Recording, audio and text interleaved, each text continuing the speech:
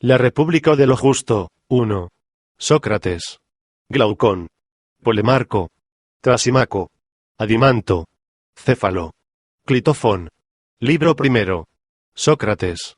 Fui ayer al Pireo con Glaucón, 2, hijo de Aristón, para dirigir mis oraciones a la diosa, 3, y ver cómo se verificaba la fiesta que por primera vez iba a celebrarse.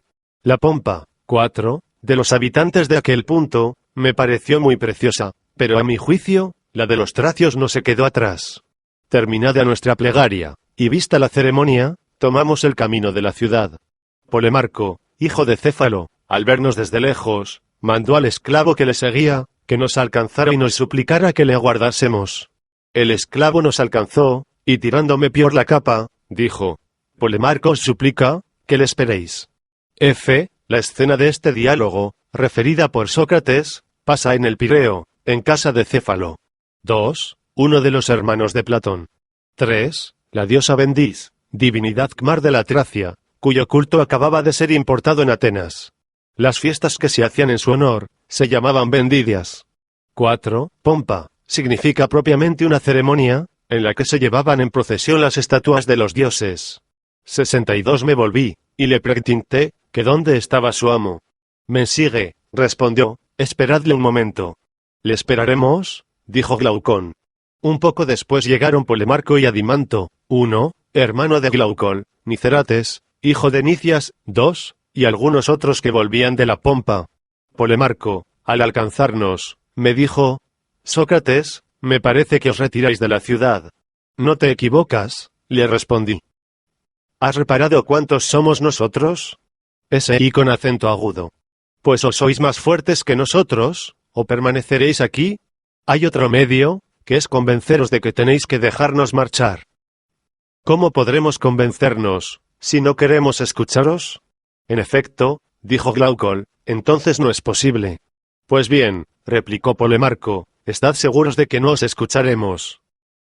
¿No sabéis, dijo Adimanto, que esta tarde, la carrera de las antorchas encendidas en honor de la diosa se hará a caballo? ¿A caballo? Es cosa nueva. ¿Cómo y? ¿Correrán a caballo, teniendo en la mano las antorchas, que en la carrera habrán de entregar los unos a los otros? 3. Sí, dijo Polemarco, y además habrá una velada. 4. 1. Otro hermano de Platón. 2. Es el famoso Nicias, que pereció en el sitio de Siracusa durante la guerra del Peloponeso. 3. Lucrecio, Lib. 2. Alude a esta especie de carrera al hablar de las generaciones que se suceden unas a otras. Libra y con acento agudo quasi cursores vita y lampada tradunt. 4. El pervivium veneris o vela de las fiestas en Venus, ha debido tener lugar en Roma en ocasión poco más o menos semejante. 63 Que merece la pena de verse. Iremos allá después de cenar, y pasaremos el rato alegremente con núcleos jóvenes, que allí encontraremos. Quedaos, pues, y no os hagáis más de rogar. Ya veo que es preciso quedarse, dijo Glaucón.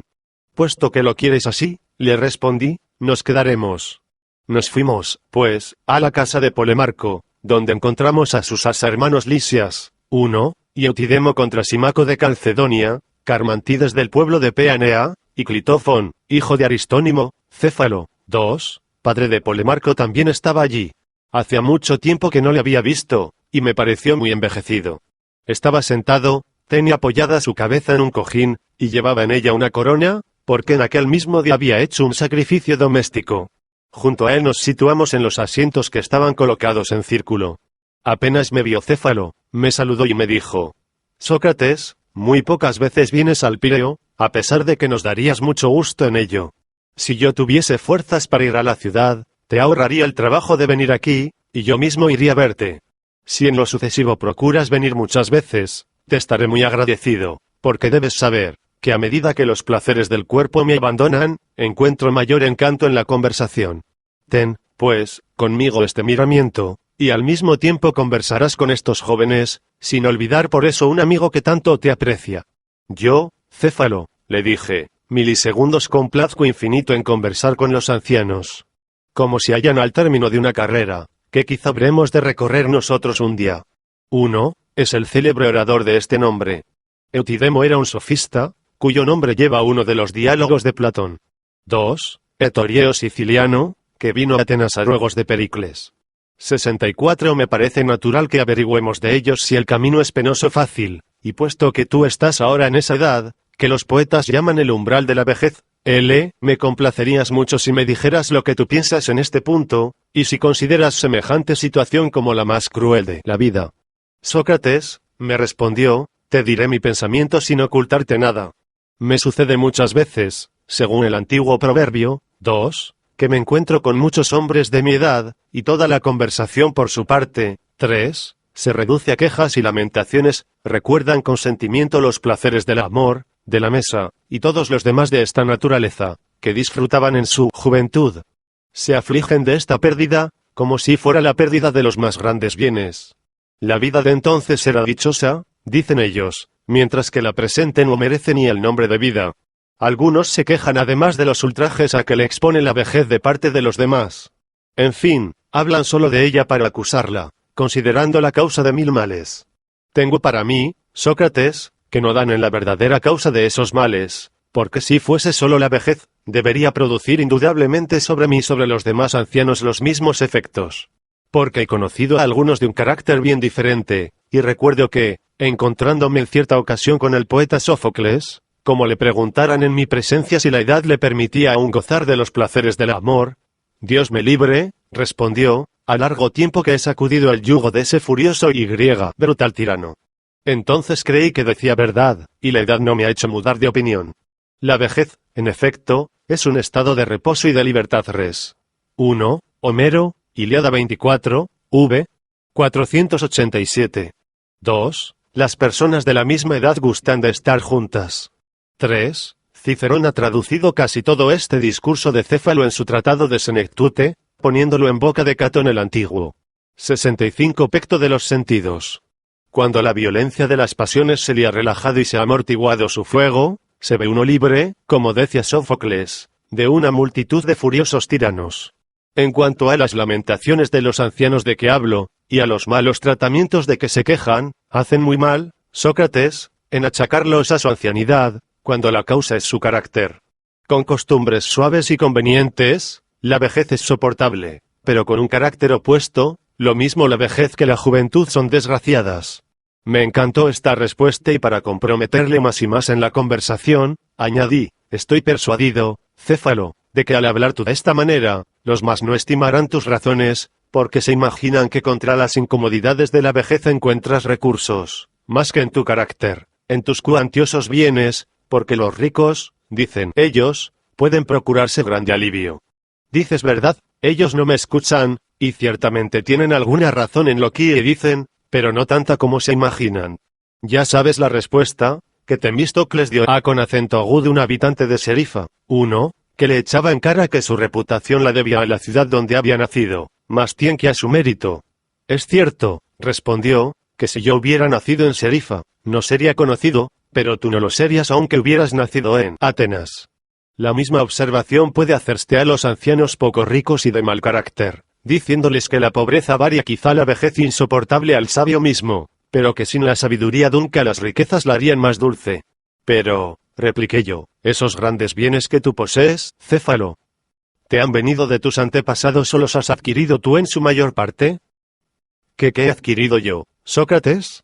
En este punto, 1, la más pequeña de las islas Cicladas. Tomo V y L. 66 ocupa un término medio entre mi abuelo y mi padre, porque aquel, cuyo nombre llevo, habiendo heredado un patrimonio poco más o menos igual al que yo poseo ahora, hizo adquisiciones, que excedieron en mucho a los bienes que había recibido, y mi padre Lisanias me ha dejado menos fortuna que la que me ves ahora. Yo me daré por contento, si mis hijos encuentran, después de mi muerte, una herencia, que no sea ni inferior ni muy superior a la que yo encontré a la muerte de mi padre. Lo que me ha obligado a hacerte esta pregunta, le dije, es que me parece que no tienes mucho apego a las riquezas, cosa muy ordinaria en los que no han creado su propia fortuna, mientras que los que la deben a su industria, están doblemente apegados a ella, porque la tienen cariño, en primer lugar, por ser obra suya, como aman los poetas sus versos y los padres a sus hijos, y la tienen también cariño como los demás hombres por la utilidad que les reporta. También es más difícil comunicar con ellos, y solo tienen en estima el dinero. Tienes razón, dijo Céfalo. Muy bien, añadí yo. Pero dime ahora, ¿Cuál es, a tu parecer, la mayor ventaja que las riquezas procuran? No espero convencer a muchos de la verdad de lo que voy a decir.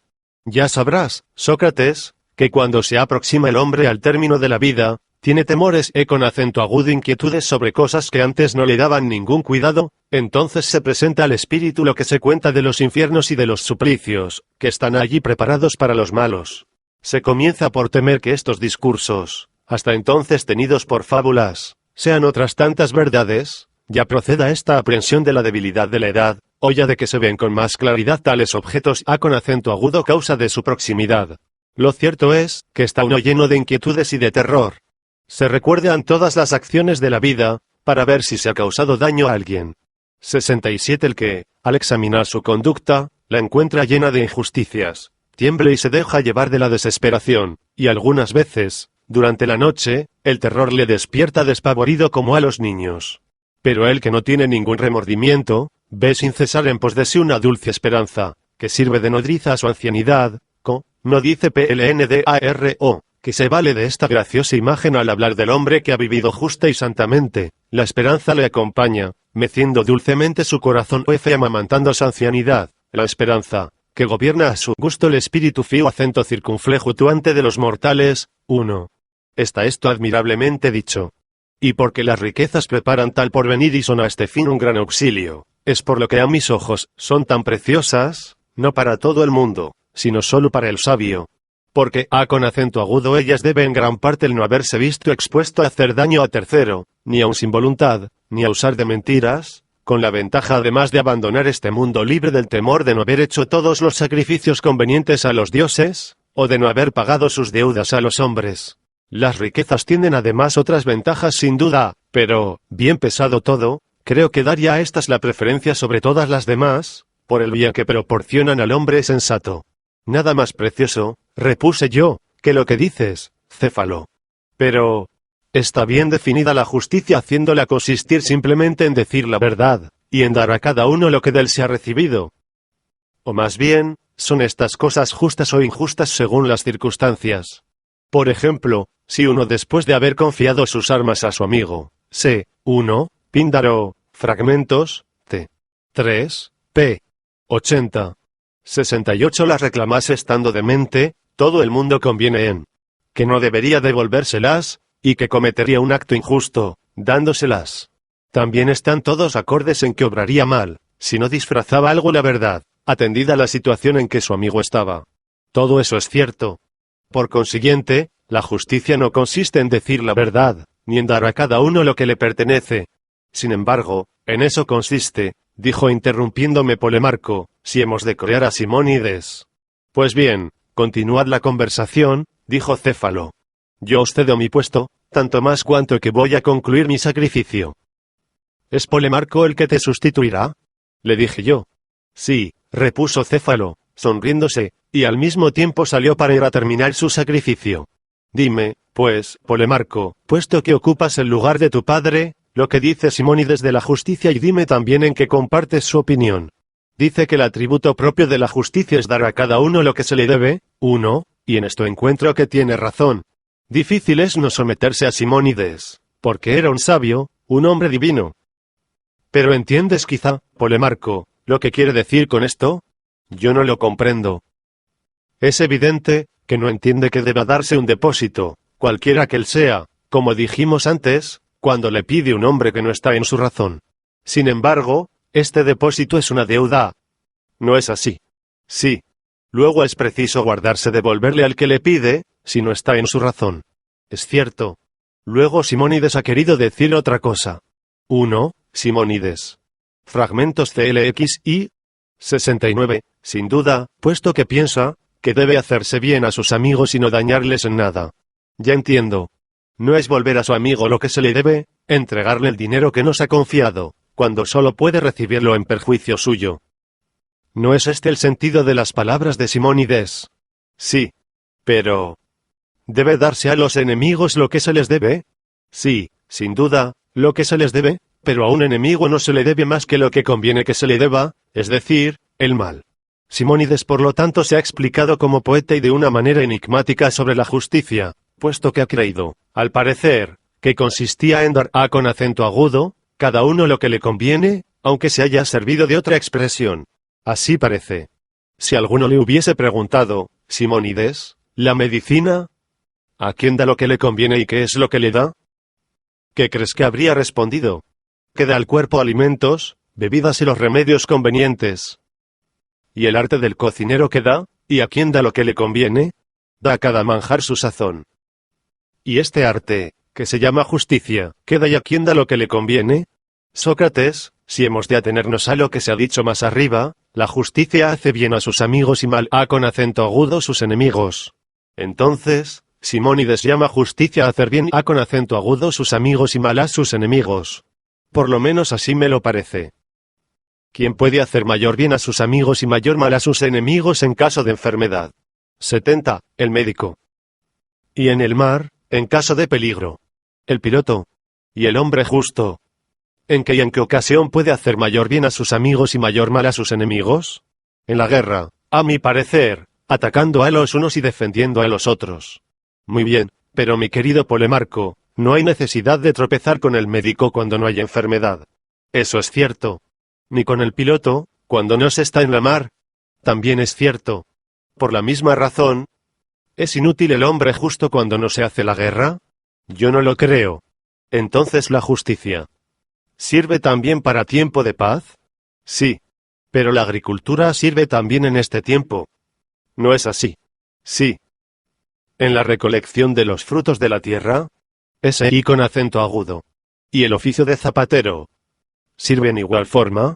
Ese y con acento agudo. Me dirás que sirve para tener calzado. Sin duda. Dime ahora en qué es útil la justicia durante la paz. Es útil en el comercio. ¿Entiendes por esto las relaciones en los negocios mercantiles, o alguna otra cosa? No, es eso mismo lo que yo entiendo. Cuando se quiere aprender a jugar a los dados. A con acento agudo, 71. ¿Quién conviene asociarse? ¿A un hombre justo? ¿A un jugador de profesión? A un jugador de profesión. ¿Y para la construcción de una casa? ¿Vale más dirigirse a un hombre justo que al arquitecto? Todo lo contrario. Mas así como para aprender la música, me dirigiré al músico con preferencia al hombre justo. ¿En qué caso me dirigiré más bien a este que a aquel? Cuando se trate de emplear dinero. Quizá no cuando sea preciso hacer uso de él, porque si quiero comprar o vender un caballo en unión con otro, me asociaré con preferencia a un chalán. Yo pienso lo mismo. Y con el piloto o arquitecto, si se trata de una nave. Sí. ¿En qué, pues, me será el hombre justo particularmente útil cuando quiera yo dar con otro algún destino a mi dinero? Cuando se trate, Sócrates, de ponerlo en depósito y de conservarlo. Es decir, cuando no quiera hacer ningún uso de mi dinero, sino dejarlo ocioso. Sí, verdaderamente.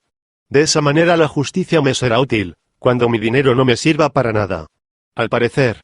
Luego la justicia me servirá, cuando sea preciso conservar una podadera sola o con otras, pero si quiero servirme de ella, me dirigiré al viñador. En buen hora. Asimismo me dirás que si quiero guardar un broquel o una lira, la justicia me será buena para esto, pero que si quiero servirme de estos instrumentos, deberé acudir al músico y al maestro de esgrima. 72. Así es. Y en general, trátese de la cosa que se quiera, la justicia me será inútil, siempre que quiera servirme de esa cosa, y útil cuando no me sirva de ella. Quizá. Pero, querido mío, la justicia no es de gran importancia, si solo es útil para las cosas de que no hacemos uso. Atiende a lo que te voy a decir.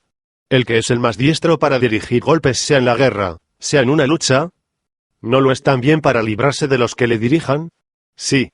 El que es hábil para preservarse de una enfermedad y prevenirla, ¿no es al mismo tiempo el más capaz de darla a otro? Lo creo. ¿Quién es el más a propósito para salvar un ejército? ¿No lo es el que sabe burlar los designios y los proyectos del enemigo? Sin duda. Por consiguiente, el mismo hombre, que es a propósito para guardar una cosa, lo es también para hurtarla. Luego si el justo es a propósito para guardar el dinero, lo será también para disiparlo. Por lo menos es una consecuencia de lo que acabamos de decir. Luego el hombre justo es un bribón. Esta idea pudiste tomarla de Homero, 18, que alaba mucho a Antólico, abuelo materno de Ulises, y dice que superó a todos los hombres en el arte de rolar y de engañar. Por consiguiente, según Homero, Simónides y tú, La justicia no es otra cosa que el arte de robar para hacer bien a los amigos y mal a sus enemigos. ¿No es así como tú lo entiendes? 18, Orfua, 19, v 396. 73, no, y por Júpiter no sé lo que he querido decir. Me parece, sin embargo, que la justicia consiste siempre en favorecer a sus amigos y dañar a sus enemigos. ¿Pero qué entiendes por amigos? Son los que nos parecen hombres de bien o los que lo son en realidad, aun cuando no los juzguemos tales. Otro tanto digo de los enemigos. Me parece natural amar a los que se creen buenos, y aborrecer a los que se creen malos. No es frecuente que los hombres se engañen sobre este punto, y tengan por hombre de bien al que lo es solo en la apariencia o por un bribón al que es hombre de bien. Convengo en ello. Aquellos a quienes esto sucede, tienen por enemigos hombres de bien, y por amigos hombres malos. Ese y con acento agudo. Y así, respecto de ellos, la justicia consiste en hacer bien a los malos y mal a los buenos. Así parece. Pero los buenos son justos y con acento agudo incapaces de dañar a nadie. Es cierto. Es justo, por consiguiente, según dices, causar mal a los que no nos lo causan. Nada de eso, Sócrates, y es un crimen decirlo. Luego será preciso decir, que es justo hacer daño a con acento agudo a los malos y hacer bien a los buenos. Eso es más conforme a la razón que lo que decíamos antes. De aquí resultará, Polemarco, que para todos aquellos, que se engañan en los juicios que forman de los hombres, será justo dañar a sus amigos, porque los mirarán como malos, y hacer bien a sus enemigos por la razón contraria. Conclusión completamente opuesta a lo que supusimos que decía Simónides. 74. La consecuencia es necesaria, pero alteremos algo la definición que hemos dado del amigo y del enemigo, porque no me parece exacta. ¿Qué era lo que decíamos, Polemarco? Dijimos que nuestro amigo es el que nos parece hombre de bien. ¿Qué alteración quieres hacer? Quisiera decir, que nuestro amigo debe a la vez parecemos hombre de bien y serlo realmente, y que el que lo parece, sin serlo, solo es nuestro amigo en apariencia. Lo mismo debe decirse de nuestro enemigo. En este concepto el verdadero amigo será el hombre de bien, y el malo el verdadero enemigo. Ese y con acento agudo. ¿Quieres, por consiguiente, que mudemos algo a lo que dijimos tocante a la justicia, al decir que consiste en hacer bien a su amigo y mal a su enemigo, y que añadamos siempre que el amigo sea hombre de bien y que el enemigo no lo sea? Sí, encuentro eso muy en su lugar. ¿Pero es posible que el hombre justo haga mal a otro hombre, cualquiera que él sea? Sin duda, debe hacerlo a sus enemigos, que son los malos. Cuando se maltrata a los caballos, ¿se hacen peores o mejores? Se hacen peores. Pero se hacen tales en la virtud que es propia de esta especie de animales, o en la que es propia de los perros, en la que es propia de su especie. ¿No diremos, igualmente, que los hombres a quienes se causa mal, se hacen peores en la virtud, que es propia del hombre? Sin duda. 75. ¿No es la justicia la virtud propia del hombre? Sin contradicción. Así, pues, mi querido amigo, necesariamente los hombres, a quienes se causa mal, se han de hacer más injustos. 1. Así parece.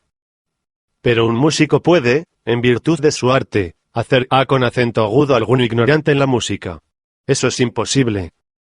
Un picador puede, mediante su arte, hacer de alguno un mal jinete. No. El hombre justo puede, mediante la justicia, hacer a un hombre injusto. Y, en general los buenos pueden por su virtud hacer a otros malos. Eso no puede ser.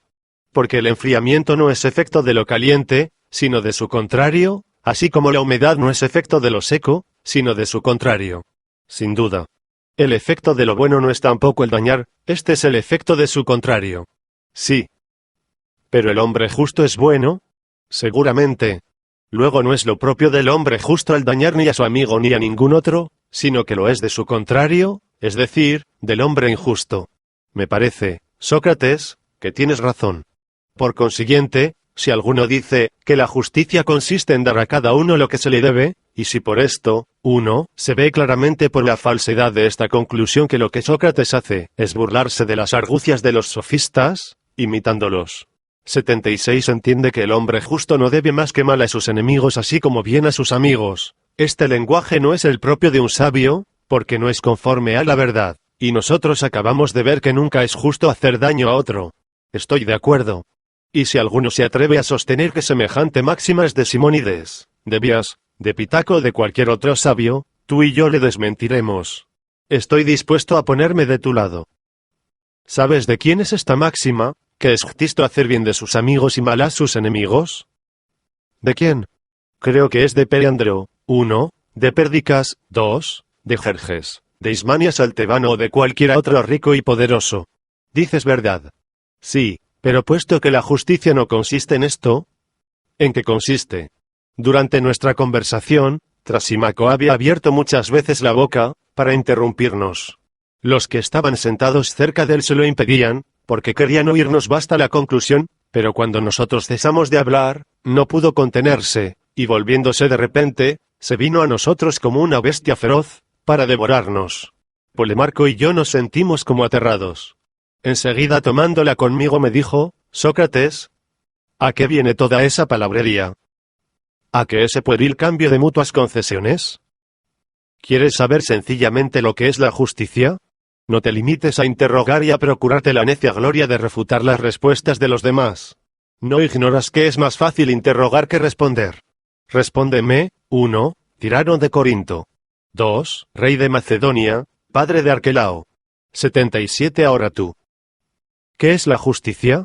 Y no me digas qué es lo que conviene, lo que es útil, lo que es ventajoso, lo que es lucrativo, lo que es provechoso. Responde neta y precisamente, porque yo no soy hombre que admita necedades como buenas respuestas. Al oír estas palabras yo quedé como absorto. Le miraba temblando, y creo que hubiera perdido el habla, si él me hubiera mirado primero, pero yo había fijado en él mi vista en el momento en que estalló su cólera. De esta manera me consideré en estado de poderle responder, y le dije, no sin algún miedo, Trasímaco, no te irrites contra nosotros. Si Polemarco y yo hemos errado en nuestra conversación, vive persuadido de que ha sido contra nuestra intención. Si buscáramos oro, no nos cuidaríamos de engañarnos uno a otro, haciendo así imposible el descubrimiento, y ahora que nuestras indagaciones tienen un fin mucho más precioso que el oro, esto es, la justicia. ¿Nos crees tan insensatos, que gastemos el tiempo en engañarnos, en lugar de consagrarnos seriamente a descubrirla? Guárdate de pensar así, querido mío. No por eso dejo de conocer, que esta indagación es superior a nuestras fuerzas. Y así a vosotros todos, que sois hombres entendidos, debe inspiraros un sentimiento de compasión y no de indignación nuestra flaqueza. Por Hércules, replicó Trasímaco con una risa forzada, he aquí la ironía acostumbrada de Sócrates. Sabía bien que no responderías, y ya había prevenido a todos que apelarías a tus conocidas mañas y que harías cualquier cosa menos responder. Eres travieso, Trasímaco, le dije, sabías muy bien, que si preguntases a uno de qué se compone el número 1, era opinión popular que el hombre a quien miraba un lobo perdía la palabra, y que se evitaba esta desgracia mirando primero el hombre al lobo. 78-12, añadiendo, no me digas que es 2 veces 6, 3 veces 4, 6 veces 2, o 4 veces 3, ¿por qué no me contentaré con ninguna de estas respuestas sabias? Digo, que no podría responder a una pregunta hecha de esta manera. Pero si él te decía a su vez, Trasímaco, ¿cómo explicas la prohibición que me impones de no dar ninguna de las respuestas que tú acabas de decir? Y si la verdadera respuesta es una de esas, ¿quieres que diga otra cosa que la verdad? ¿Cómo entiendes tú esto? ¿Qué podrías responderle? ¿Tiene verdaderamente, dijo Trasímaco, eso algo que ver con lo que yo dije? Quizá. Pero aun cuando la cosa sea diferente, si aquel a quien se dirige la pregunta, juzga que es semejante, ¿crees tú que no responderá según él piense, ya se lo prohibamos nosotros o ya dejemos de prohibírselo? ¿Es esto lo que tú intentas hacer? ¿Vas a darme por respuesta una de las que te prohibí desde luego que me dirás? Bien examinado todo, no tendré por qué sorprenderme, si lo hago así. Y bien, si te hago ver, que hay una respuesta, tocante a la justicia, mejor que ninguna de las precedentes. ¿A qué te condenas? A la pena que merecen los ignorantes, es decir, a con acento agudo aprender de los que son más hábiles que ellos. Me someto con gusto a esta pena. En verdad que eres complaciente. Pero además de la pena de aprender, me darás dinero. Sí, cuando lo tenga. Nosotros lo tenemos, dijo Glaucón. Si es esto lo que te detiene, habla, Trasímaco, todos nosotros pagaremos por Sócrates. Conozco vuestra intención. Queréis que Sócrates, según su costumbre, en lugar de responder, me interrogue, y me haga caer en contradicciones. 79, pero de buena fe. ¿Qué respuesta quieres que yo te dé? En primer lugar, no sé ninguna, ni lo oculto. En segundo, tú, que todo lo sabes, me has prohibido todas las respuestas que podía darte. A ti te toca más bien decir lo que es la justicia, puesto que te alabas de saberlo. Y así, no te hagas de rogar. Responde por amor a mí, y no hagas desear a Glaucon y a todos los que están aquí la instrucción que de ti esperan. En el momento Glaucon y todos los presentes le conjuraron para que se explicara. Sin embargo, Trasimaco se hacía el desdeñoso, aunque se conocía bien que ardía en deseos de hablar para conquistarse aplausos, porque estaba persuadido de que diría cosas maravillosas.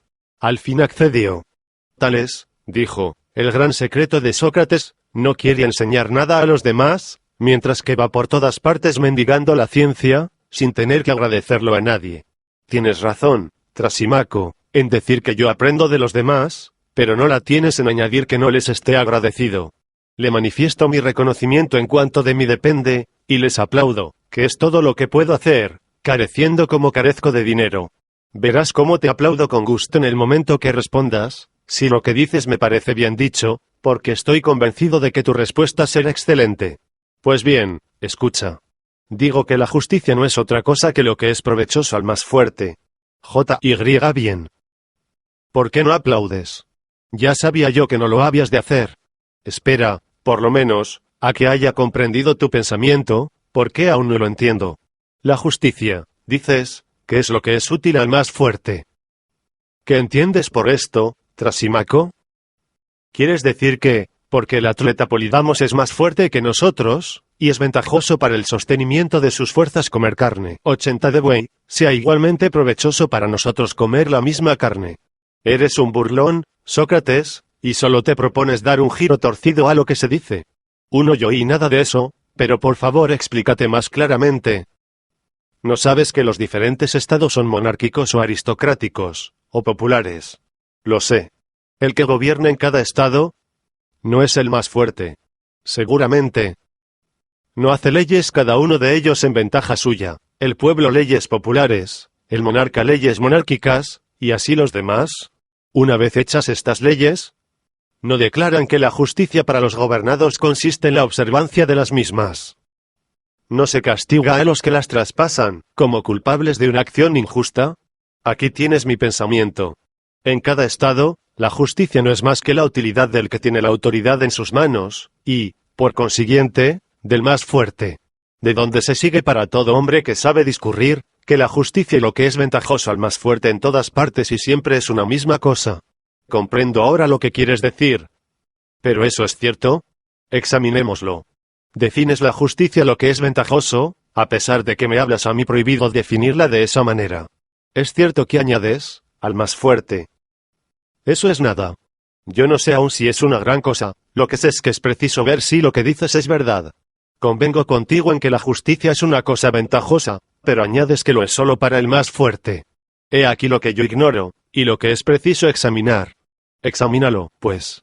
81, desde luego. Respóndeme. ¿No dices que la justicia consiste en obedecer a los que gobiernan? Ese y con acento agudo. Pero los que gobiernan en los diferentes estados. ¿Pueden engañarse o no? Pueden engañarse. Luego cuando hacen las leyes, unas estarán bien hechas y otras mal hechas. Así lo creo. Es decir, que para ellos serán unas ventajosas y otras perjudiciales. Sí. Sin embargo, los súbditos deben observarlas, y en esto consiste la justicia. No es así. Sin duda.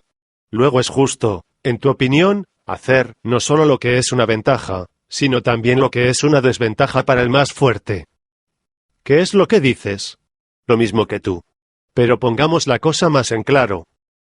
¿No estás conforme en que los que gobiernan se engañan algunas veces sobre sus intereses al dar las leyes que imponen a sus súbditos? ¿Y que es justo que estos hagan sin distinción todo lo que se les ordena y manda? Estoy conforme. Confiesa, por consiguiente, que sosteniendo tú que es justo que los súbditos hagan todo lo que se les manda, tienes que convenir en que la justicia consiste en hacer lo que es desventajoso para los que gobiernan, es decir, para los más fuertes, en el caso en que, aunque sin quererlo, manden cosas contrarias a sus intereses. De aquí debe concluirse, sapientísimo Trasimaco, que es justo hacer todo lo contrario de lo que decías al principio, puesto que en este caso lo que se ordena y manda al más débil es desventajoso para el más fuerte. Tomo V y L. 6. 82. Sí, Sócrates, eso es evidente, dijo Polemarco. Sin duda, repuso Clitófon, puesto que tiene tu apoyo. ¿En qué necesidad tiene de mi apoyo? Continuó Polemarco, puesto que Trasímaco conviene en que los que gobiernan, mandan algunas veces cosas contrarias a sus intereses, y que es justo, hasta en este caso, que los súbditos obedezcan. Trasímaco, repuso Clitófon, ha dicho solo que era justo que los súbditos hiciesen lo que se les ordenaba. Pero además, añadió, que la justicia es lo que es ventajoso para el más fuerte. Habiendo sentado estos dos principios, convino enseguida en que los más fuertes hacen algunas veces leyes contrarias a sus intereses. Y hechas estas concesiones, se sigue que la justicia es lo mismo lo que es una ventaja, que lo que es una desventaja para el más fuerte. Pero por ventaja del más fuerte Trasímaco ha entendido lo que el más fuerte cree serle ventajoso, y esto es, en su opinión, lo que el más débil debe practicar, y en lo que consiste la justicia. Trasímaco no se ha explicado de ese modo. No importa, Polemarco, repliqué yo. Si Trasímaco hace suya esta explicación, nosotros la admitiremos. Dime, pues, Trasímaco, ¿entiendes así la definición que has dado de la justicia? ¿Quieres decir que la justicia es lo que el más fuerte estima a su provecho, engáñese o nos engañe? Yo. Nada de eso. ¿Crees que llame yo más fuerte, L, al que se engaña en tanto que se engaña? Yo creía que esto era lo que decías, cuando confe. 1. Hay aquí un equívoco con la palabra expectoib, que significa más fuerte y mejor. El sofista, para salir del apuro, la emplea en el segundo sentido, después de haberla tomado antes en el primero. Este doble sentido no puede resultar en la traducción. 83. Sabes que los que gobiernan no son infalibles, y que se engañan algunas veces. Eres un psicofanta, 1, que quieres dar a mis palabras un sentido que no tienen. Llamas médico al que se equivoca respecto a los enfermos en tanto que se equivoca, o calculador al que se equivoca en un cálculo en tanto que se equivoca. Es cierto que se dice, el médico, el calculador, el gramático se han engañado, pero ninguno de ellos se engaña en tanto que él es lo que dice ser. Y hablando rigurosamente, puesto que es preciso hacerlo contigo, ningún artista se engaña, porque no se engaña sino en tanto que su arte le abandona, y entonces ya no es artista. Así sucede con el sabio y con el hombre que gobierna, aunque en el lenguaje ordinario se diga, el médico se ha engañado, el gobernante se ha engañado. Aquí tienes mi respuesta precisa. El que gobierna, considerado como tal, no puede engañarse, lo que ordena es siempre lo más ventajoso para él, y eso mismo es lo que debe ejecutar el que a él está sometido. Por lo tanto, es una verdad, como dije al principio, que la justicia consiste en lo que es ventajoso para el más fuerte. ¿Soy un psicofanta en tu opinión? Sí, lo eres. ¿Crees que he intentado tenderte lazos, valiéndome de preguntas capciosas? Lo he visto claramente, pero no por eso adelantarás nada. Conozco tu astucia, y por lo mismo no podrás sobreponerte en la disputa. No quiero tenderte ningún lazo, mas para que en lo sucesivo no ocurra cosa semejante, dime si debe entenderse según el uso ordinario o con la más refinada precisión estas expresiones. El que gobierna, el más fuerte. 1. Calumniador. 84. Aquel cuyo proveclio es, como decías, la regla de lo justo respecto del más débil. Es preciso tomarlas en sentido rigoroso. Ahora pon en obra todos tus artificios para refutarme, no quiero que me descuartel, pero perderás el tiempo. ¿Me crees tan insensato, que intentes quilar Wileón, 1, y calumniar a Trasímaco? Has ensayado hacerlo, pero te ha salido mal la cuenta. Dejemos esto, y respóndeme. El médico, tomado en sentido rigoroso, tal como acabas de definirlo, ¿es el hombre que intenta enriquecerse, o se propone otro fin que curar los enfermos? No se propone otro fin. ¿Y el piloto, hablo del verdadero piloto? ¿Es marinero o jefe de los marineros? Es su jefe. Poco importa que esté como ellos en la misma nave, no por esto es marinero, porque no es piloto por ir embarcado, sino a causa de su arte y de la autoridad que tiene sobre los marineros. Es cierto. ¿No tienen ambos un interés, que les es propio? Sí. ¿Y el objeto de su arte? ¿No es el buscar y el procurarse este interés? Sin duda. Pero un arte cualquiera, ¿tiene otro interés que su propia perfección? ¿Qué dices? Si me preguntases si bastaba el cuerpo ser cuerpo, o si le falta aún alguna cosa, te respondería que sí, y que, 1, proverbio griego, para dar a entender que uno intenta algo superior a sus fuerzas. 85 por faltarle, se ha inventado la medicina, porque el cuerpo está enfermo algunas veces, y este estado no le conviene, y la medicina ha sido inventada para procurar al cuerpo lo que le es provechoso. ¿Tengo o no razón? La tienes. Te pregunto en igual forma, si la medicina o cualquier otro arte está sometido a alguna imperfección, y si tiene necesidad de alguna otra facultad, como los ojos necesitan de la facultad de ver, y los oídos de la de oír. Y así como estas partes del cuerpo tienen necesidad de un arte que provea a lo que les es útil. Está cada arte igualmente sujeto a algún defecto, y tiene necesidad de otro arte que vigile por su interés, este por el de otro, y así hasta el infinito. O bien cada arte provee por sí mismo a su propio interés, o más bien, no necesita para esto ni de sí mismo ni del auxilio de ningún otro, estando por su naturaleza exento de todo defecto y de toda imperfección, de suerte que no tiene otra mira que la ventaja del objeto A con acento agudo que está consagrado, mientras que él subsiste siempre entero, sano y perfecto durante todo el tiempo que conserve su esencia. Examina con todo rigor cuál de estas dos opiniones es la más verdadera. Lo es la última. La medicina no piensa, pues, en su interés sino en el del cuerpo. Sí. Sucede lo mismo con la equitación, que no se interesa por sí misma sino por los caballos, y lo mismo otras artes, que no teniendo necesidad de nada para ellas mismas, se ocupan únicamente de la ventaja del objeto sobre que se ejercitan. Así es. Pero, Trasimaco, las artes gobiernan aquello sobre que se ejercen. Dificultad tuvo para concederme este punto. 86. No hay arte ni ciencia, que se proponga ni ordene lo que es ventajoso para el más fuerte. Todas tienen por fin el interés del objeto sobre que se ejercitan o de lo más débil. Al pronto quiso negarlo, pero al fin se vio obligado a con acento agudo admitir este punto como el anterior. Por lo tanto, le dije, el médico como médico no se propone ni ordena lo que es una ventaja para él sino lo que es ventajoso para el enfermo, porque estamos conformes en que el médico como médico gobierna al cuerpo, y no es mercenario. ¿No es cierto? Convino en ello. Y que el verdadero piloto no es marinero sino jefe de los marineros. Lo concedió también. Semejante piloto no ordenará ni se propondrá como fin su propia ventaja, sino la de sus súbditos, es decir, la de los marineros. Lo confesó, aunque con dificultad.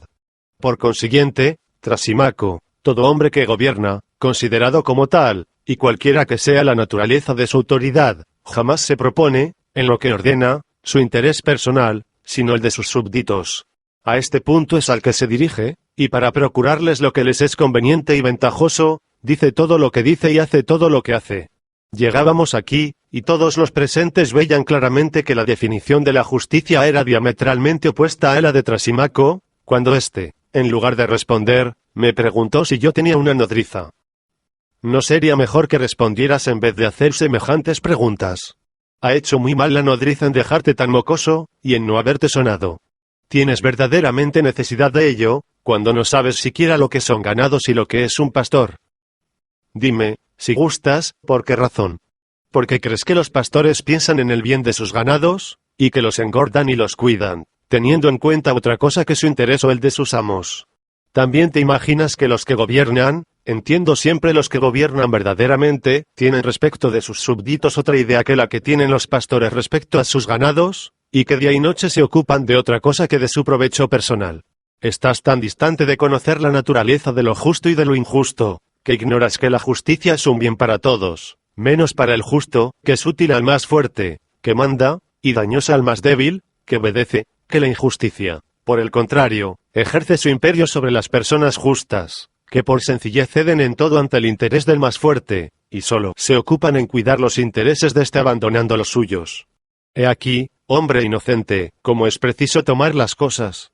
El hombre justo siempre lleva la peor parte, cuando se encuentra con el hombre injusto. Por lo pronto en las transacciones y negocios particulares, hallarás siempre, que el injusto gana en el trato y que el hombre justo pierde. En los negocios públicos, si las necesidades del Estado exigen algunas contribuciones, el justo con fortuna igual suministrará más que el injusto. Si, por el contrario, hay algo en que se gane, el provecho todo es para el hombre injusto. En la administración del Estado, el primero, porque es justo, en lugar de enriquecerse a expensas del Estado, dejará que se pierdan sus negocios domésticos con acento agudo causa del abandono en que los tendrá. Y aún se dará por contento, si no le sucede algo peor. Además, se hará odioso a sus amigos y parientes, porque no querrá hacer por ellos nada que no sea justo. El injusto alcanzará una suerte enteramente contraria, porque teniendo, como se ha dicho, un gran poder, se vale de él para dominar 88 constantemente a los demás. Es preciso fijarse en un hombre de estas condiciones, para comprender cuánto más ventajosa es la injusticia que la justicia. Conocerás mejor esto, si consideras la injusticia en su más alto grado, cuando tiene por resultado hacer muy dichoso al que la cometa y muy desgraciados a los que son sus víctimas, que no quieren volver injusticia por injusticia. Hablo de la tiranía, que se vale del fraude y de la violencia con ánimo de apoderarse, no poco a poco y como en detalle de los bienes de otro, sino echándose de un solo golpe y sin respetar lo sagrado ni lo profano sobre las fortunas particulares y las del Estado. Los ladrones comunes, cuando son cogidos infraganti, son castigados con el último suplicio, y se les denuestra con las calificaciones más odiosas. Según la naturaleza de la injusticia que han cometido, se los llama sacrílegos, bandidos, pícaros, salteadores, pero si se trata de un tirano que se ha hecho dueño de los bienes y de las personas de sus conciudadanos, en lugar de darle estos epítetos detestables, se le mira como el hombre más feliz, lo mismo por los que la ha reducido a la esclavitud, que por los que tienen conocimiento de su crimen, porque si se habla mal de la injusticia, no es porque se tema cometerla, sino porque se teme ser víctima de ella. Tan cierto es, Sócrates, que la injusticia, cuando se la lleva hasta cierto punto, es más fuerte, más libre, más poderosa que la justicia, y que, como dije al principio, la justicia es el interés del más fuerte, y la injusticia es por sí misma útil y provechosa. Trasimaco, después de habernos, a manera de bañador, inundado los oídos con este largo y terrible discurso, se levantó como en ademán de marcharse, pero los demás le contuvieron y le comprometieron a que diera razón de lo que acababa de decir. Yo también se lo supliqué con instancia. Pues que divino Trasimaco, le dije. ¿Puedes imaginarte salir de aquí después de un discurso semejante? 89.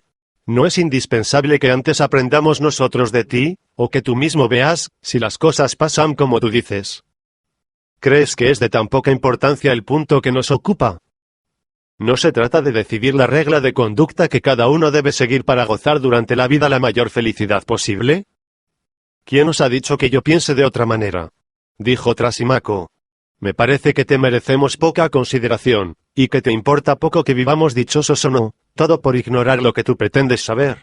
Instruyenos por favor, y vive seguro que no tratas con ingratos. En cuanto a con acento agudo mi, declaro que no pienso como tú, y que no podré persuadirme jamás de que sea más ventajoso ser malo que hombre de bien, aunque tenga todo el poder del mundo para obrar impunemente. Sí, Trasimaco, aunque el malo tenga el poder de hacer el mal, sea por fuerza o sea por astucia, nunca creeré que su condición sea preferible a con acento agudo a la del hombre justo.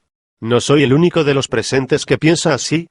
Pruébanos, por lo tanto, de una manera decisiva que estamos en un error al preferir la justicia a la injusticia. ¿Y cómo quieres que yo lo pruebe? Si lo que he dicho no te ha convencido. ¿Qué más puedo decir en tu obsequio? ¿Es preciso que yo haga que mis razones entren por fuerza en tu espíritu? No, por Júpiter uno, pero, por lo pronto, sostente en lo que has dicho, o si mudas algo, hazlo con franqueza y no trates de sorprenderme, porque, volviendo a lo que se dijo antes, ya ves, Trasimaco, que después de haber definido el médico con la mayor precisión, tú no te has creído en el deber de definir con la misma exactitud el verdadero pastor. Nos has dicho que el pastor, como pastor, no tiene cuidado de su ganado por el ganado mismo, sino como un cocinero que le engorda para un festín, o como no venta un mercenario que quiere sacar un salario. Pero esto es contrario a su profesión de pastor, cuyo único fin es procurar el bien del ganado que le ha sido confiado, porque en tanto que esta profesión conserve su esencia, es perfecta en su género, y para esto tiene todo lo que necesita. Por la misma razón creía yo que no podíamos menos de convenir en que toda administración, sea pública o privada, debe ocuparse únicamente del bien de la cosa que ha tomado a su cargo. ¿Crees, en efecto, que los que gobiernan los estados, entiendo los que merecen este título y cumplen los deberes consiguientes, estén muy contentos mandando? Si lo creo, estoy seguro de ello.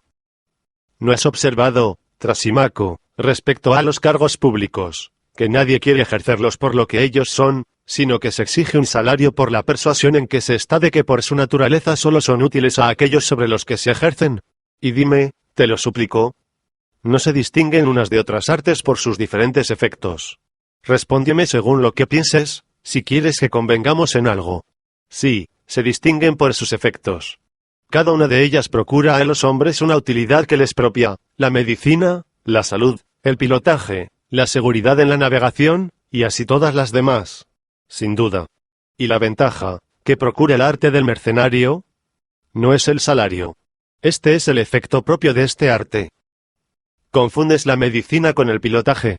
O si quieres continuar hablando en términos precisos, como hiciste al principio, dirás que el pilotaje y la medicina son la misma cosa, porque un piloto recobre la salud, ejerciendo su arte, con acento agudo causa de lo saludable que es el navegar. No. Tampoco dirás que el arte del mercenario y el del 91 médico son la misma cosa, porque ocurra que el mercenario goce de salud ejerciendo su arte. N.O. Ni que la profesión del médico sea la misma que la del mercenario, porque el médico exija alguna recompensa por la cura de los enfermos. No. No hemos reconocido que cada arte tiene su utilidad particular. Ese y con acento agudo. Si existe una utilidad común a todos los artistas, es evidente que solo puede proceder de arte que todos ellos añaden al que ejercen. Quizá es así. Digamos, pues, que el salario que reciben los artistas, lo adquieren en calidad de mercenarios. En buen hora. Por consiguiente, no es su arte el que da origen a con acento agudo este salario, sino que, hablando con exactitud, es preciso decir que el objeto de la medicina es dar la salud, y el de la arquitectura construir una casa, y que si el médico y el arquitecto reciben un salario, es porque son además mercenarios. Lo mismo sucede en las demás artes. Cada una de ellas produce su efecto propio, siempre en ventaja del objeto a que se aplica. En efecto, ¿qué provecho sacarla un artista de su arte, si lo ejerciese gratuitamente? Ninguno. Su arte dejaría por esto de ser útil. No lo creo.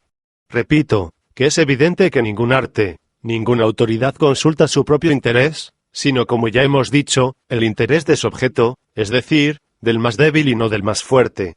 Esta es la razón que he tenido, Trasimaco, para decir que nadie quiere gobernar ni curar los males de otro gratuitamente, sino que exige una R92 compensa, porque si alguno quiere ejercer su arte como es debido, no trabaja para sí mismo, sino en provecho de la cosa sobre que ejerce su arte. Por esto, para comprometer los hombres a que ejerzan el mando, ha sido preciso proponerles alguna recompensa, como dinero, honores, o un castigo si rehúsan aceptarlo. ¿Cómo entiendes eso, Sócrates? Dijo Glaucón. Yo conozco bien las dos especies primeras de recompensas, pero no ese castigo, cuya exención propones como una tercera clase de recompensa. ¿No conoces entonces la propia de los sabios, la que les decide a tomar parte en los negocios públicos? ¿No sabes que ser interesado o ambicioso es cosa vergonzosa, y que por tal se tiene? Lo sé.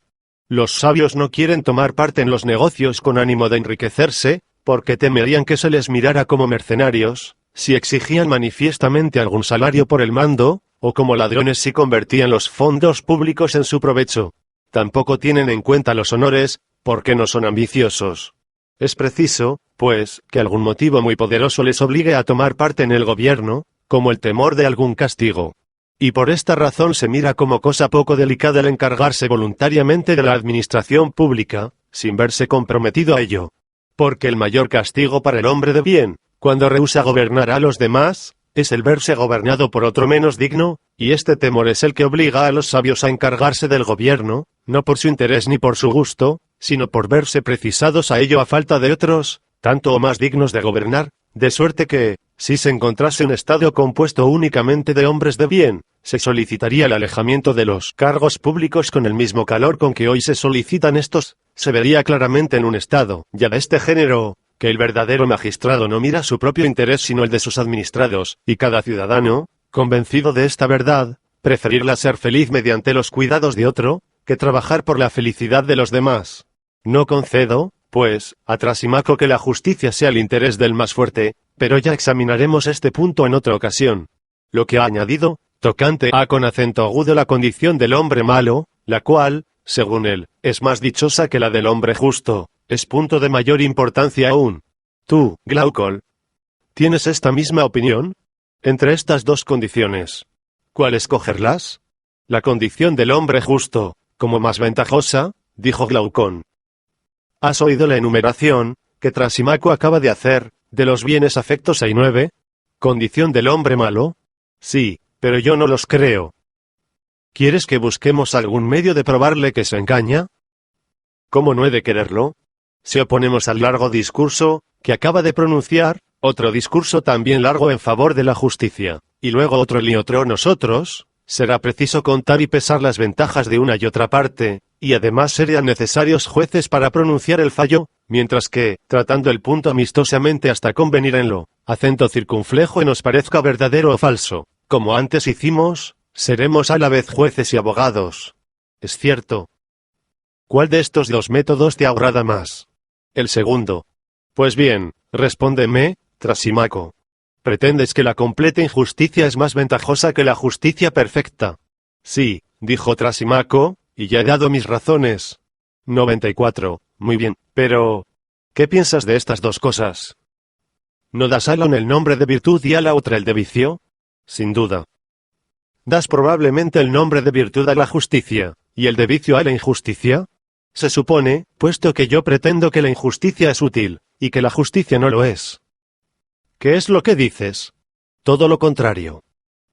¿Qué? ¿La justicia es un vicio? No, es una insensatez generosa. Luego la injusticia es una maldad. No, es sabiduría. Luego los hombres injustos son buenos y sabios. Con acento agudo tu parecer. Sí. Los que lo son en sumo grado, y que son bastante fuertes para apoderarse de las ciudades y de los imperios. Quizá crees que quiero hablar de los rateros. No es porque este oficio no tenga también sus ventajas, mientras cuenta con la impunidad, pero estas ventajas no son nada cotejadas con las que acabo de mencionar. Concibo muy bien tu pensamiento, pero lo que me sorprende es que das a la injusticia los nombres de virtud y de sabiduría, y a la justicia nombres contrarios. Pues eso es lo que pretendo. Eso es bien duro, y ya no sé qué camino tomar para refutarte. Si dijeses sencillamente, como otros, que la injusticia, aunque útil, es una cosa vergonzosa y mala en sí, podría responderte lo que de ordinario se responde. Pero, toda vez que llegas hasta el punto de llamarla virtud y sabiduría, no dudarás en atribuirle la fuerza, la belleza y todos los demás títulos que se atribuyen comúnmente a la justicia. No es posible adivinar mejor. Mientras tenga motivo para creer que hablas seria, 95mente, no me es dado entrar otra vez en este examen, porque se me figura, Trasímaco, que esto no es una burla tuya, sino que piensas lo que dices. Piense o no piense como digo.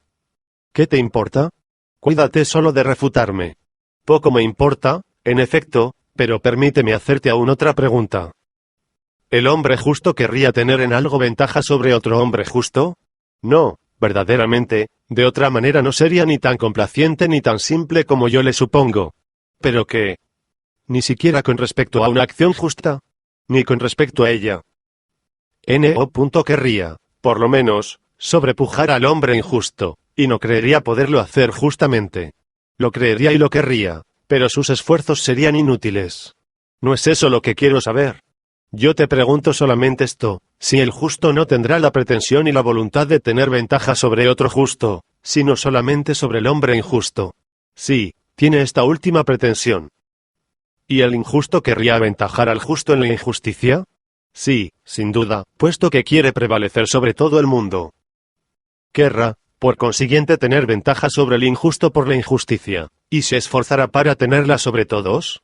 Seguramente.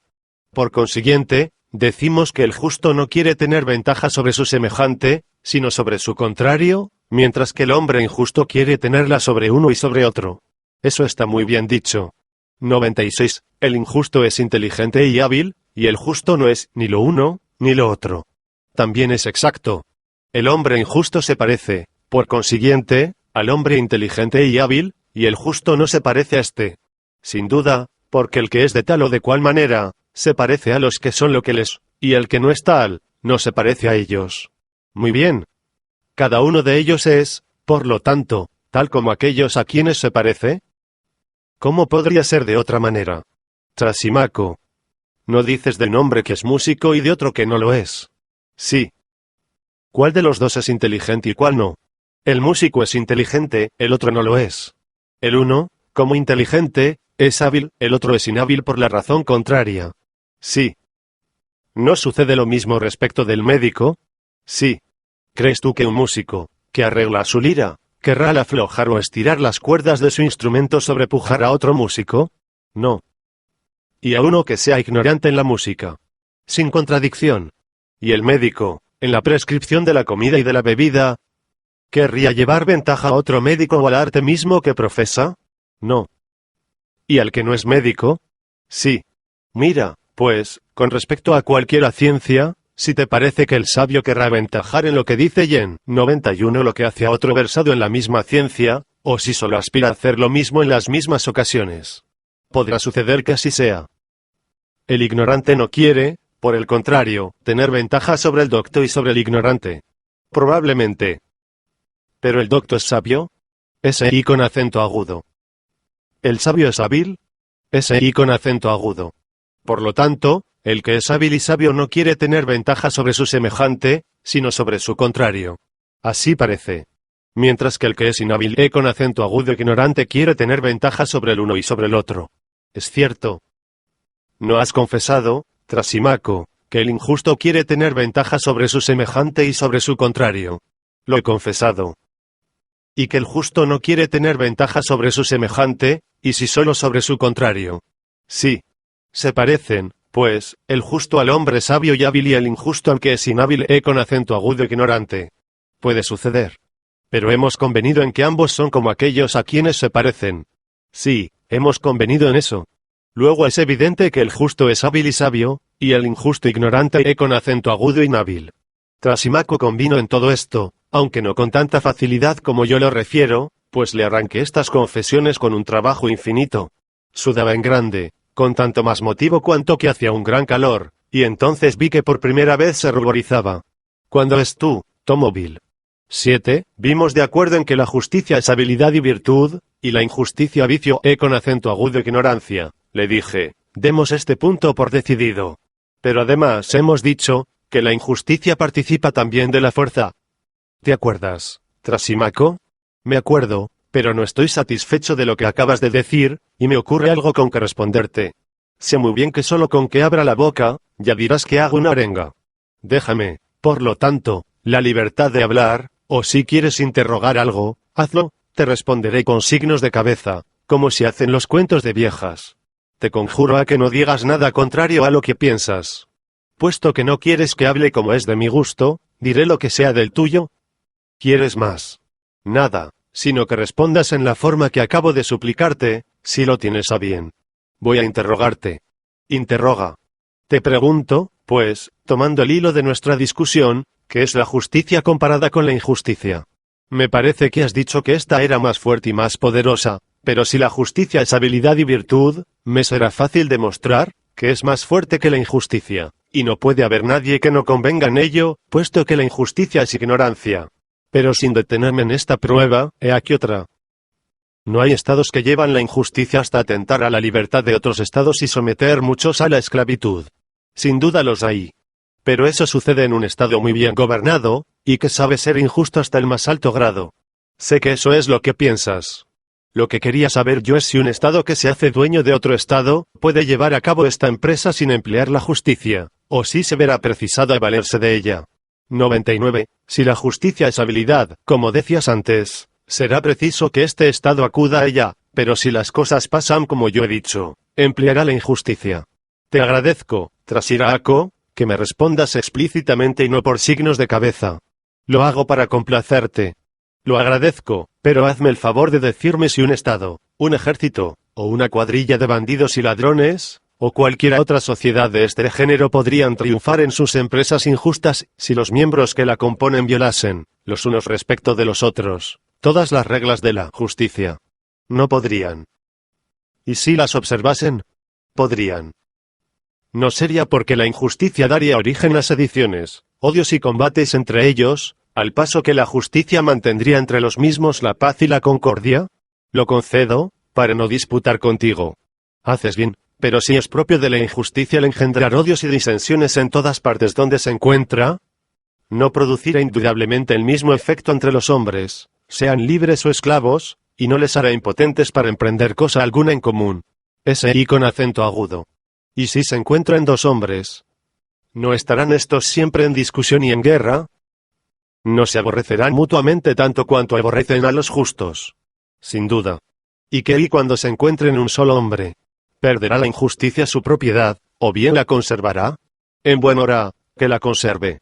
Es tal, pues, la naturaleza de la injusticia, ya se encuentre en un estado, ya en un ejército o en cualquier otra sociedad, que, en primer lugar, la hace absolutamente lo impotente para emprender nada a causa de las querellas y sediciones que provoca, y, en segundo lugar, se hace enemiga de sí misma y de todos los que son a ella contrarios, es decir, de los hombres de bien. ¿No es esto verdad? Sí.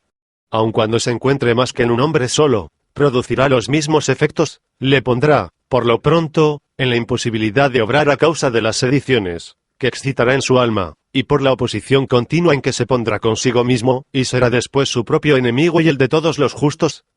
No es así. Ese y con acento agudo. Pero los dioses no son también justos. En buen hora. Luego el injusto será enemigo de los dioses, y el justo será su amigo. Puedes decididamente deducir las consecuencias que te parezcan, no me opondré a ello, a trueque de no tener que enredarme con los que nos escuchan. Lleva tu complacencia hasta el fin y continúa respondiéndome. Acabamos de ver que los hombres de bien son mejores, más hábiles y más fuertes que los malos, que estos no pueden emprender nada en unión de otros, y cuando hemos supuesto que la injusticia no les impide ejecutar en común algún designio, esta suposición no descansaba en la verdad, porque si de hecho eran injustos, emplearían mutuamente la injusticia los unos contra los otros. Es evidente que conservan entre ellos un resto de justicia, que les impide dañarse unos a otros al mismo tiempo que causan daño a los demás, y que mediante la justicia es como llevan a cabo sus empresas. A la verdad, la injusticia es la que les hace idear empresas criminales, pero solo son malos a medias, porque los que son injustos a toda prueba están también en una imposibilidad absoluta de obrar. Así pasan las cosas y no como dijiste, 101 tú al principio. Nos resta examinar si la condición del justo es mejor y más dichosa que la del injusto. Tengo motivos para creerlo, conforme a lo que queda dicho. Pero examinemos esta cuestión más a fondo, tanto más cuanto que no se trata de una bagatela, sino de lo que ha de ser la regla de nuestra vida. Examínala, pues. Es lo que voy a hacer. Respóndeme. ¿El caballo no tiene una función que le es propia? Sí. ¿No llamas función de un caballo o de cualquier otro animal a aquello que no se puede hacer, o por lo menos hacer bien, sino por su medio? No entiendo. Tomemos otro camino. ¿Puedes ver de otra manera que por los ojos? Eneo. ¿Oír de otra manera que por los oídos? Eneo. ¿Podremos decir con razón que estas son sus funciones? Ese y con acento agudo. ¿No podría podarse una viña con un cuchillo, un tranchete o con cualquier otro instrumento? Sin duda. ¿Pero no será más cómodo hacerlo con una podadera hecha expresamente para esto? Sin duda. No diremos que esta es su función propia. Ese y con acento agudo. ¿Comprendes ahora cómo la función de una cosa es aquello que solo ella puede hacer o hacerlo mejor que ninguna otra? Comprendo, y me parece cierto lo que dices. Muy bien. Todo lo que tiene una función particular, 102. NN tiene igualmente una virtud que le es propia. Y volviendo a los ejemplos de que ya me he servido, ¿no dijimos que los ojos tienen su función? Ese y con acento agudo. Luego tienen también una virtud que les es propia. Sí.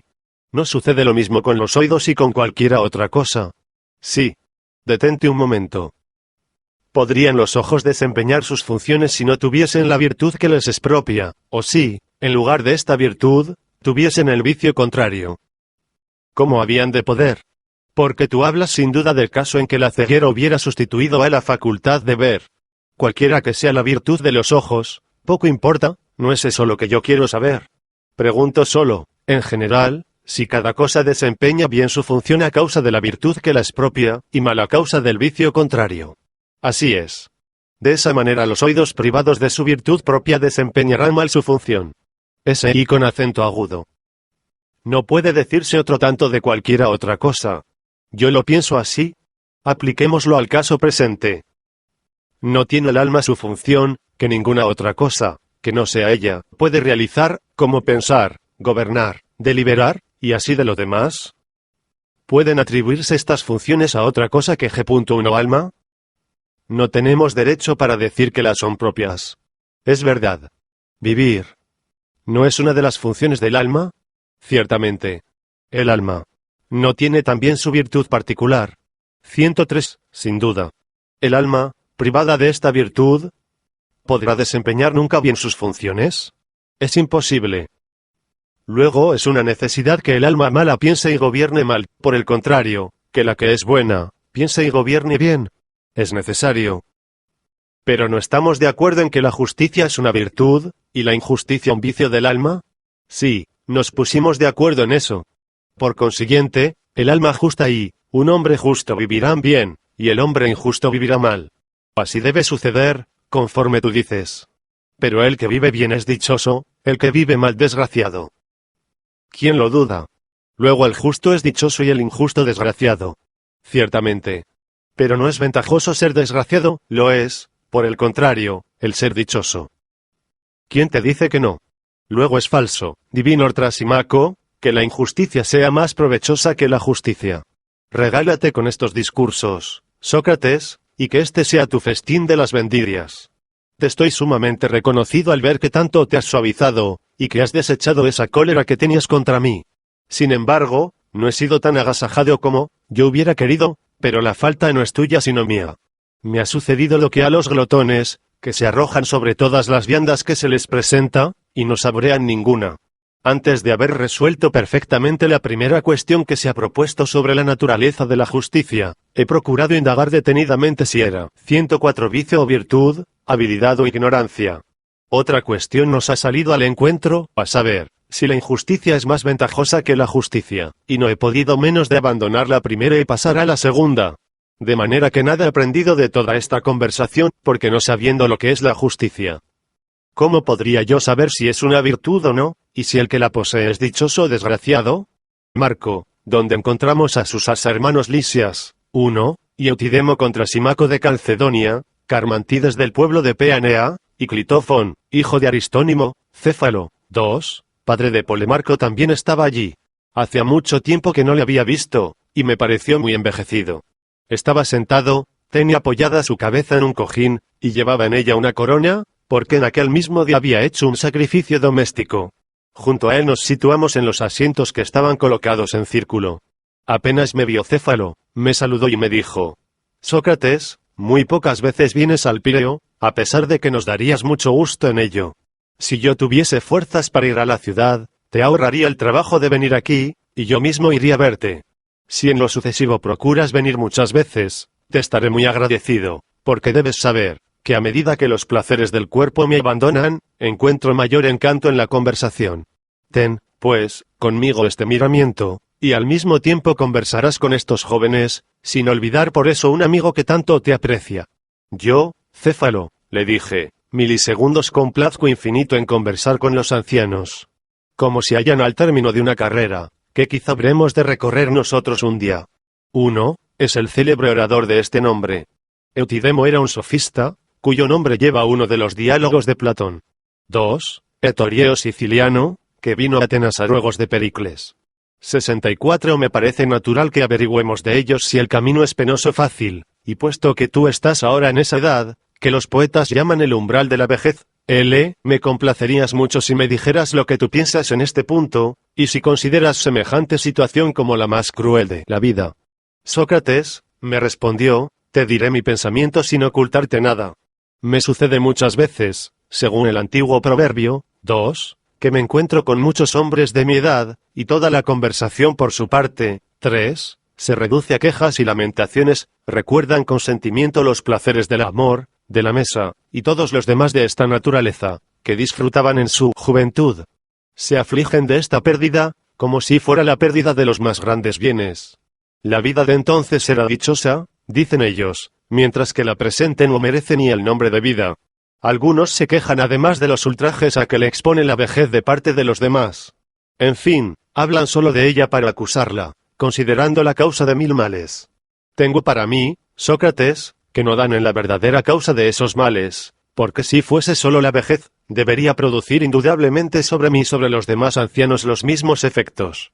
Porque he conocido a algunos de un carácter bien diferente, y recuerdo que, encontrándome en cierta ocasión con el poeta Sófocles, como le preguntaran en mi presencia si la edad le permitía aún gozar de los placeres del amor, Dios me libre, respondió, a largo tiempo que he sacudido el yugo de ese furioso y brutal tirano.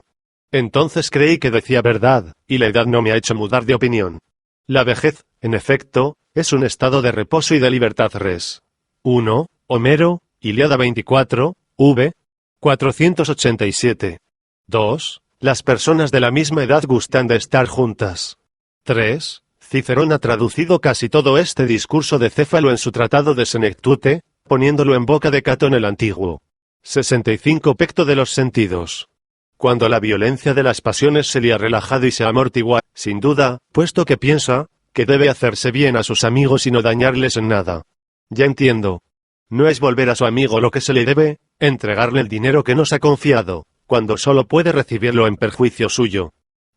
¿No es este el sentido de las palabras de Simónides? Sí. Pero ¿debe darse a los enemigos lo que se les debe?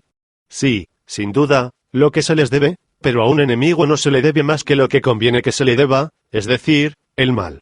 Simónides por lo tanto se ha explicado como poeta y de una manera enigmática sobre la justicia, puesto que ha creído, al parecer, que consistía en dar a con acento agudo, cada uno lo que le conviene, aunque se haya servido de otra expresión. Así parece. Si alguno le hubiese preguntado, Simónides, ¿la medicina? ¿A quién da lo que le conviene y qué es lo que le da? ¿Qué crees que habría respondido? Que da al cuerpo alimentos, bebidas y los remedios convenientes. ¿Y el arte del cocinero qué da? ¿Y a quién da lo que le conviene? Da a cada manjar su sazón. ¿Y este arte, que se llama justicia, qué da y a quién da lo que le conviene? Sócrates, si hemos de atenernos a lo que se ha dicho más arriba, la justicia hace bien a sus amigos y mal a con acento agudo sus enemigos. Entonces, Simónides llama justicia a hacer bien a con acento agudo sus amigos y mal a sus enemigos. Por lo menos así me lo parece. ¿Quién puede hacer mayor bien a sus amigos y mayor mal a sus enemigos en caso de enfermedad? 70. El médico. Y en el mar, en caso de peligro. El piloto. Y el hombre justo. ¿En qué y en qué ocasión puede hacer mayor bien a sus amigos y mayor mal a sus enemigos? En la guerra, a mi parecer, atacando a los unos y defendiendo a los otros. Muy bien, pero mi querido Polemarco, no hay necesidad de tropezar con el médico cuando no hay enfermedad. Eso es cierto. Ni con el piloto, cuando no se está en la mar.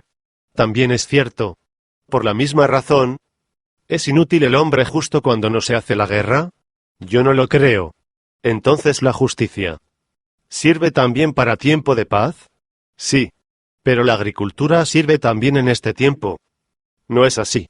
Sí. ¿En la recolección de los frutos de la tierra? Ese y con acento agudo. ¿Y el oficio de zapatero? ¿Sirve en igual forma? Ese y con acento agudo. Me dirás que sirve para tener calzado. Sin duda. Dime ahora en qué es útil la justicia durante la paz. Es útil en el comercio. ¿Entiendes por esto las relaciones en los negocios mercantiles, o alguna otra cosa? No, es eso mismo lo que yo entiendo. Cuando se quiere aprender a jugar a los dados. A con acento agudo, 71. ¿Quién conviene asociarse? ¿A un hombre justo? ¿A un jugador de profesión? A un jugador de profesión. ¿Y para la construcción de una casa? ¿Vale más dirigirse a un hombre justo que al arquitecto? Todo lo contrario. Mas así como para aprender la música, ¿me dirigiré al músico con preferencia al hombre justo?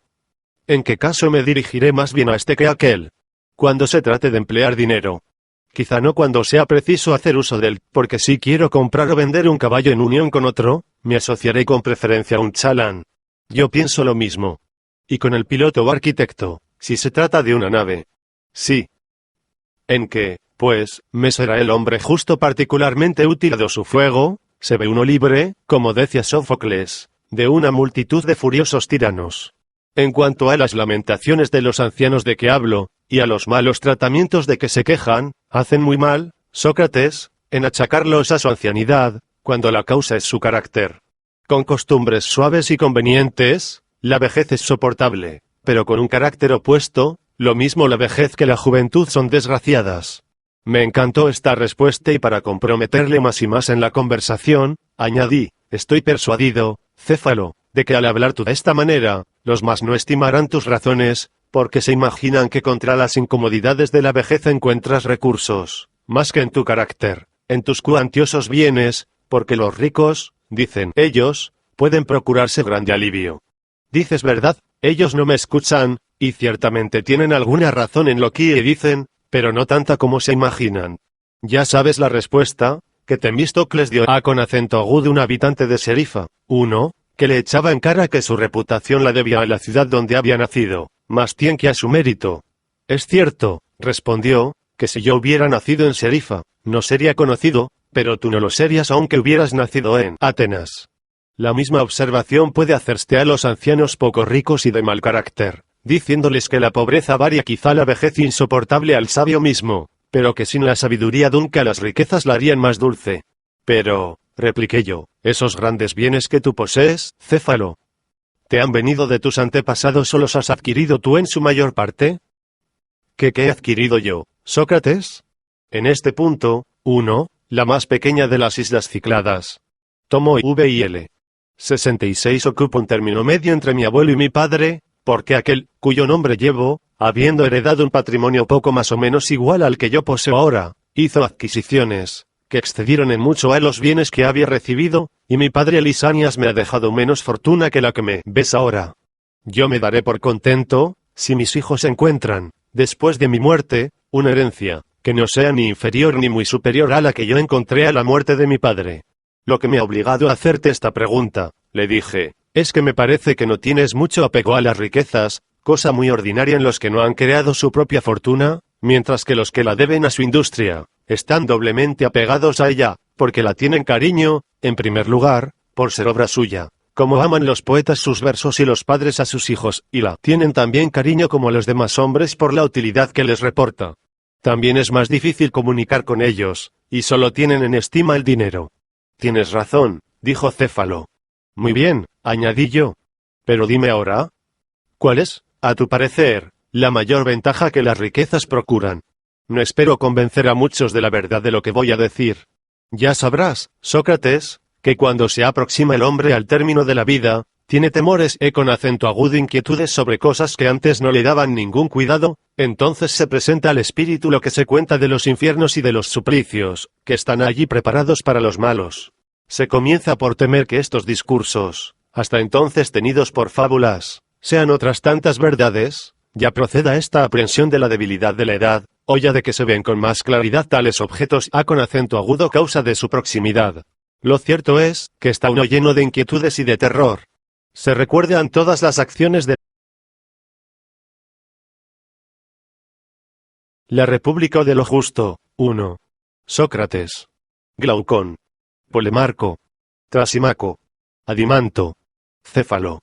Clitofón. Libro primero. Sócrates. Fulayer al Pireo con Glaucol, 2, hijo de Aristón, para dirigir mis oraciones a la diosa, 3, y ver cómo se verificaba la fiesta que por primera vez iba a celebrarse. La pompa, 4, de los habitantes de aquel punto, me pareció muy preciosa, pero a mi juicio, la de los tracios no se quedó atrás. Terminada nuestra plegaria, y vista la ceremonia, tomamos el camino de la ciudad. Polemarco, hijo de Céfalo, al vernos desde lejos, mandó al esclavo que le seguía, que nos alcanzara y nos suplicara que le aguardásemos. El esclavo nos alcanzó, y tirándome por la capa, dijo, Polemarco os suplica, que le esperéis. F. La escena de este diálogo, referida por Sócrates, pasa en el Pireo, en casa de Céfalo. 2. Uno de los hermanos de Platón.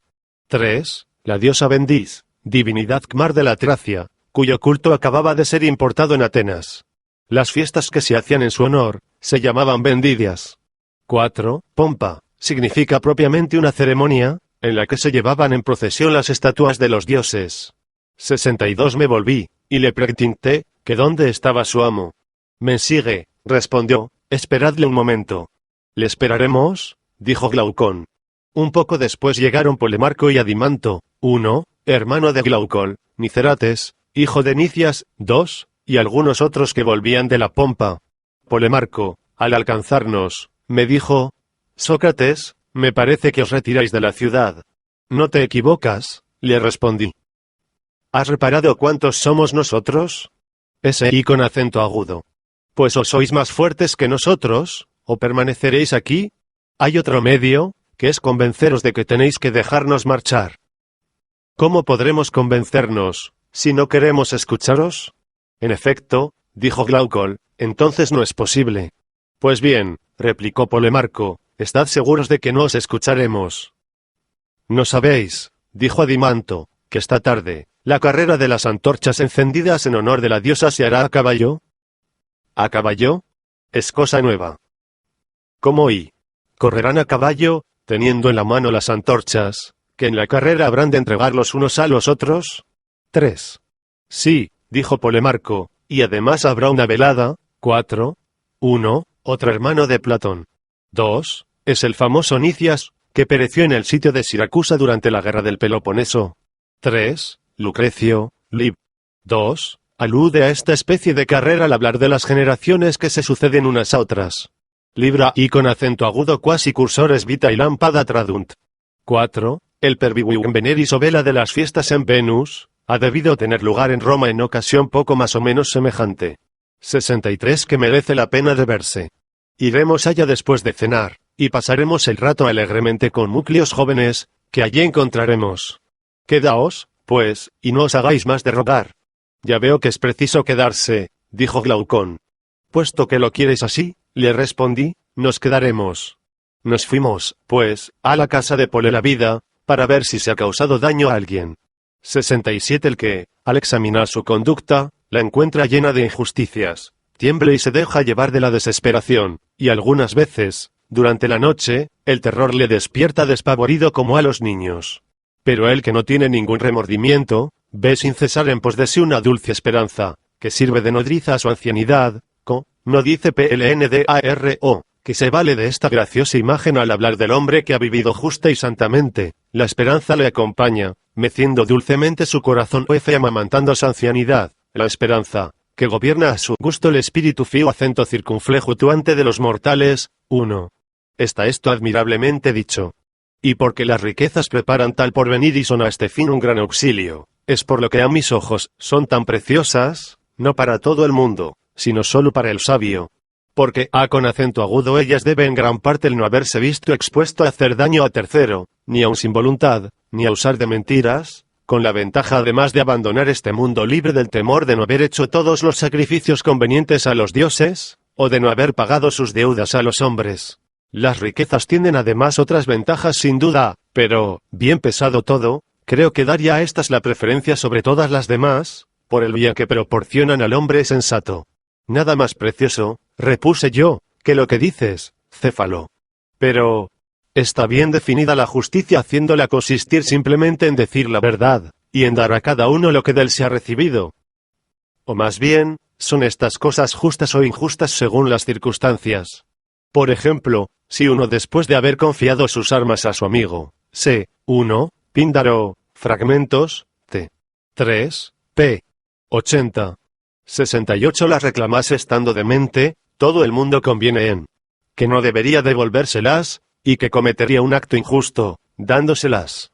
También están todos acordes en que obraría mal, si no disfrazaba algo la verdad, atendida la situación en que su amigo estaba.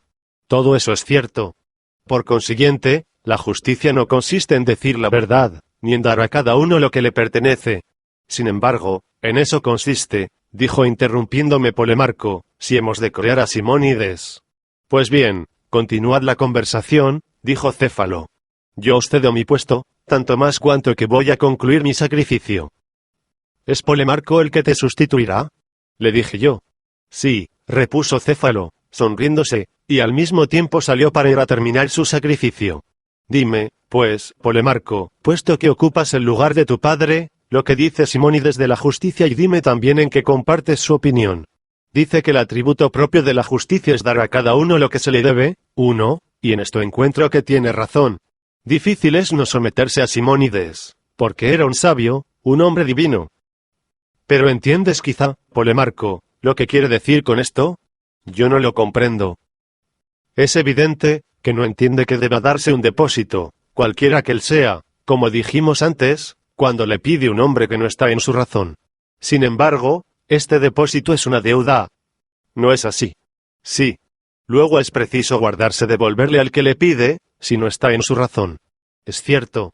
Luego Simónides ha querido decir otra cosa. 1. Simónides. Fragmentos CLX y 69.